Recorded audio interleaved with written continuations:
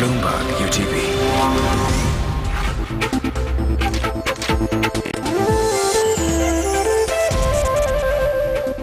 Hello and welcome to Financial Planner. It's the show where we take complex financial concepts and break them down into easy, digestible bits. My name is Smriti Rao and today I'm in conversation with Certified Financial Planner Sumit Ved. On today's show, we'll talk about a bunch of people who've written in with their queries about their investments. They want to know if they're on track. So we'll hear from a couple that has their own business. They want to know if their investments are on track and how to care for their little daughter. She's 12 years old. They want to know what to do in order to secure her education and her marriage. Then a message from the armed forces personnel. We have a Navy soldier who's writing into us. He gets covered by the Indian government for most of his needs, but how can he protect his family from financial emergencies? And lastly, we'll talk about the term lump sum investing. What does that mean for your money? And we'll compare it to how that stacks up against an SIP, which is a systematic investment plan. If you missed this episode, you can catch clips of this on our website, utvmoney.com. You can also find us online at Facebook, facebook.com/Smriti Rao. If you have questions about where your money is going and how to create wealth in the long term, you can email us at financialplanner@utvmoney.com. All right, so that's out of the way. Sweet, welcome. So let's begin with a query from Indrani. She writes in, Indrani is 41. She has a daughter who's 12 years old. Indrani, however, Indrani and her husband, both of them are self-employed. So they live off periodic receipts of cash, whatever that they get. They have 50 lakhs lying in cash. They also have other investments in FDs and PPF. And over the last 1 year, they started an SIP, diversified mutual funds of 10,000 rupees per month. So they don't have a loan. They already have their own car, their own house. So on the surface, it looks like they're set. But they want to know, how should they sort of plan to make sure that their daughter's education is covered? So that's their first question. And then we'll go through their other questions as we go along. So what do you think, Sumit? This is a family that doesn't have a regular paycheck. I go home every month with a salary, with a paycheck. But here you have someone who's self-employed and lives off periodic receipts. How should this family plan? Let's start off by understanding 50 lakh rupees cash. My assumption is when they say it's 50 lakh rupees cash, it's kind of, money which is lying either in bank or some kind of liquid financial savings. I hope it's not cash, because nothing can be advised on that. And it's also like, it's just such a waste of money to have your money lying around like that. That's true. And I think that's a very important point, and we should highlight it. Many a time people try and say that, no, I've got kept cash at home, and isn't that a good option? And our answer to that is, value of money goes down because inflation eats it. That's one. Secondly, there's a huge opportunity loss. Opportunity loss, had you invested that in any of the long-term saving assets like equity or real estate, gold, etc., you would have increased that kind of money. So it's the last thing which you should be doing. So that's why we're starting off with an assumption that it's not cash. It is some kind of a liquid investment which they are doing, and this is a starting point on which we can go and plan for the whole finances or do a financial plan for this family. First thing which they should be doing is doing an emergency planning for themselves. Why in this case it becomes more pertinent? Because erratic income, it's not a scheduled income which you get on a monthly basis. So they can be periodic or they can be regular phases in which you're not getting any kind of income. Then you have to dip into your savings to make sure your running expenses are met. So that's where they need to do some kind of an emergency planning in which they kept aside 1 year worth of expenses in a liquid form of savings, which can be bank, which can be liquid funds, or which can be any other such kind of investment vehicle which is very liquid, which is easily available to them. And if there's any problem, they can immediately go to that emergency fund and get that cash because it's readily available. That's right. And this, of course, Sumit, that's something that not just this particular family can do it, but also people who are in jobs that don't have a steady income, like people who are actors, maybe sports people, people who are dancers. I mean, for example, an actor might get a gig now, he might get paid now, but what about the next 3-4 months? How should he be planning for his money? So you're saying your first job should be create an emergency fund. That's right. And there's a huge psychological attachment to emergency fund or emergency planning, or it's also known as contingency planning. It's basically a psychological fear associated with money. Most of us have some kind of psychology which is impacting us with relation to money. When we try and sleep, the first thought which comes to us is, do I have sufficient money? What if something happens to me? These are the nibbling points which our mental chatter keeps coming back and create problem. If you have done your emergency planning, ideally you should have a sound sleep. Right. So you should have at least a year's part of money just put away, especially in environment Yeah. in which you do not have a assured monthly income. Right. So now with this family, so they want to provide for their daughter's education expenses over the next couple of years. They want to make a corpus of 20 lakhs in 10 years. So how do these two connect? What's the age of the daughter? She's 12 now. Now, and she should get into education where they'll require 20 lakh, let's say at the age of 18, 6 years to go. They got 50 lakh rupees anyway put aside. Even if they take emergency fund, which should be in this case 1 year of expense, even at 1 lakh rupees a month of 12 lakhs, they still have 38 lakh rupees left to go and play around with that. No problems at all. I think what they need to do is take a designated amount and put it aside. In 5 years, at the rate of 15% return, you double your money. Okay, and let's assume you can generate a anywhere between 12 to 14% return between an asset allocation of debt and equity over a longer period of time. So our advice to them will be, if they're looking at something like how much you said amount of money which they need? They want 20 lakhs for the 20 education. lakhs. So they can put aside something 12 to 13 lakh rupees, which over a period of 5 years should become 20 Right. if they invest in a mix of equity-oriented mutual fund and fixed income mutual funds, assuming that equity returns are between 14 to 15% Right. and fixed income return at the range of 7 to 8%. That should give them that kind of a return over a period of time. But make sure you stay invested. Do not get emotional. Do not come out just because the markets are coming off or somebody else is advising you something else. Staying invested is very important to go and achieve your financial goals. Right. I want to talk about the next thing. I think it was a very pertinent sort of feeling that they've expressed over here. A lot of times people write into us and say, my financial goals are I want to buy a home, I want to get married, I want to have a baby, and then educate that baby and get that person married. But over here, they make the point that, look, our goals of a house and a car have been met. Yep. What should our next financial goal be? I thought that was very interesting. Yep. How do you decide what their next financial goal could be? Because they seem pretty satisfied. They're like, look, we have the house, we have the car, we have this wonderful daughter, we have the money to provide for her and Yes. educate her. Yes. What should their next financial goal be? Actually, this answer is pertinent to every Indian family, okay?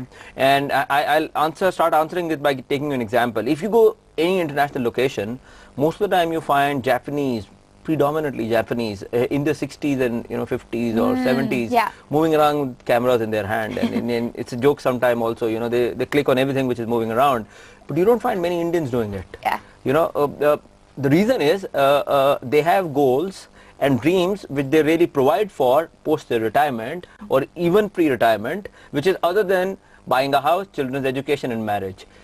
Trust me, Smriti, Indian goals are very boring, and I want to really ask. We're not adventurous, basically. That's true. Yeah. So the request to everybody is become adventurous. Come up with exciting goals like I want to travel world. That can be one of the goals. Come up with goals like I want to have a retirement home. Yes, yeah. Come up with goals like I want to have a alternate profession, Or alternately, Sumit, I also feel that, if you are financially well off, maybe you should start considering, and this is just a suggestion, obviously no one can impose this on anyone else, it's charity. A lot of us Completely. should start looking at charity as Yes. a means to sort of give back to society. That could be an idea, if you're wealthy enough, then you can also do that. Definitely. Okay, so talking about charity and all, but next up, we have another email. This time, this is someone who's in the Navy. This gentleman writes into us and says that, what should I do to take care of my little baby girl? So we'll talk about Rajesh, who wrote into us from Kochi, in just a little bit.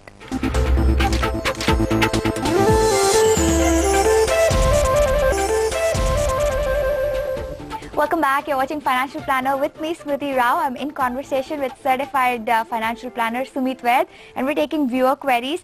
The last time around, we were talking about a couple that has their own business and how to manage if you have sporadic income that comes in periodically but not regularly. I go home with a paycheck at the end of the month, but that couple gets their money in different time frames. We told them what they should do. Now let's look at Rajesh. He's 26 years old. He's from Kochi. He also works in the Indian Navy. He's a soldier over there. His take-home salary is 15,000 rupees, but he's protected by the government for 20 lakh rupees.